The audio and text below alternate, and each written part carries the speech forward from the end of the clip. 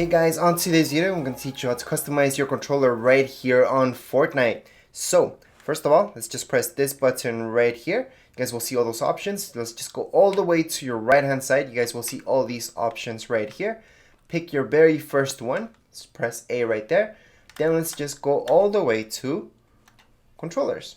Alright, so from here you guys will see all these options on the left hand side. You guys can pick custom, for example. You guys can go to Builder Pro, Combat, Quick Builder, and Old School.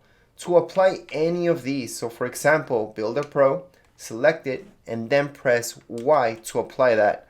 Press B to go back, and you're all set. Anyways, that's it for this video tutorial. If you guys have any questions, comments, you guys can write it down here in the comments area. Don't forget to subscribe and rate. Thank you.